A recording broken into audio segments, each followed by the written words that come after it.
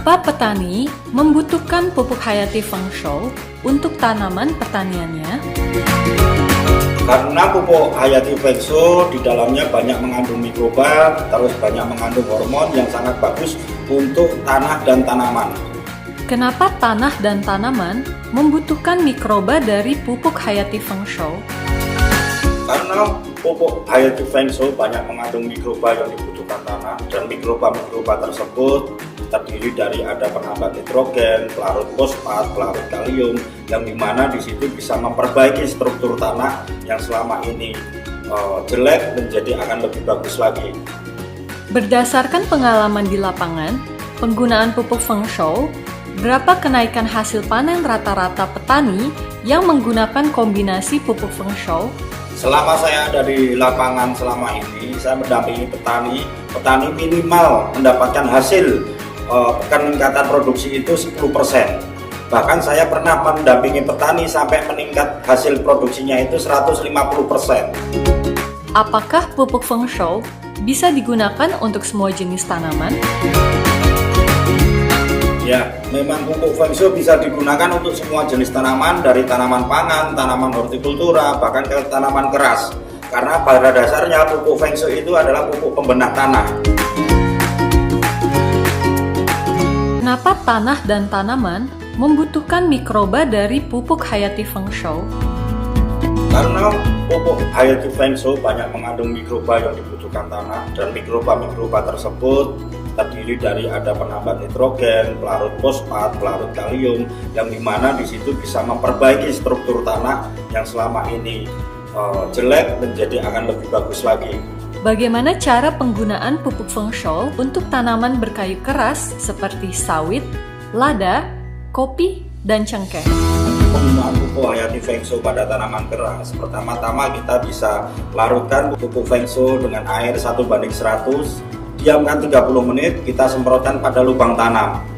Nanti saat kita mau melakukan pembenihan atau pembibitan, kita rendam dulu benihnya kurang lebih semalaman atau kurang lebih sekitar 12 jam. Setelah itu kita lakukan penanaman dan kita melakukan perawatan. Kegiatan tersebut bisa kita ulangi 30 hari sekali. Berdasarkan pengalaman di lapangan, penggunaan pupuk Feng Shou, berapa kenaikan hasil panen rata-rata petani yang menggunakan kombinasi pupuk Feng Shou? Selama saya ada di lapangan selama ini, saya mendampingi petani minimal mendapatkan hasil peningkatan produksi itu 10%.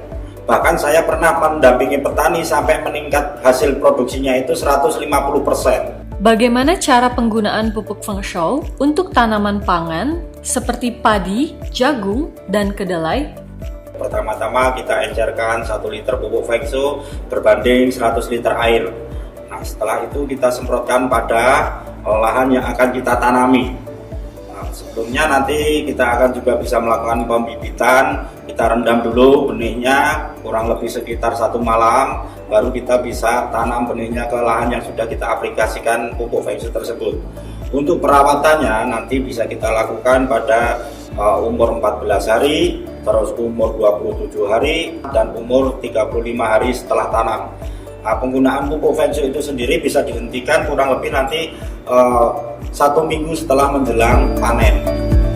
Apakah pupuk Feng Shou bisa digunakan untuk semua jenis tanaman? Ya, memang pupuk Feng Shou bisa digunakan untuk semua jenis tanaman, dari tanaman pangan, tanaman hortikultura, bahkan ke tanaman keras. Karena pada dasarnya pupuk Feng Shou itu adalah pupuk pembenah tanah. Bagaimana penggunaan pupuk Feng Shou untuk hortikultura dan tanaman hias? Penggunaan pupuk hayati Feng Shou pada tanaman hortikultura, kita pertama-tama kita encerkan pupuk hayati Feng Shou dulu ke dalam 100 liter air. Setelah itu bisa kita aplikasikan 3 hari sebelum tanam, dan nanti untuk perawatannya kita aplikasikan 1 minggu sekali. Kita hentikan setelah kurang lebih 7 hari menjelang panen. Untuk tanaman hias sendiri kita bisa encerkan pupuk hayati Feng Shou kurang lebih 1 tutup botol ke dalam 1 liter air. Setelah itu kita bisa bagi 1 liter tersebut menjadi 4 bagian, kita aplikasikan ke dalam 1 pot untuk tanaman hias. saja jenis pupuk yang bisa dikombinasikan dengan pupuk Feng Shou? Untuk pupuk hayati Feng Shui sendiri sangat fleksibel, bisa dikombinasikan dengan berbagai macam jenis pupuk lainnya seperti pupuk organik ataupun pupuk anorganik. Pupuk Feng Shou dapat dikombinasikan dengan pupuk lain. Bagaimana cara mengkombinasikannya? Untuk pupuk Feng Shui sendiri mudah sekali untuk mengkombinasikan dengan pupuk-pupuk yang lain seperti pupuk anorganik.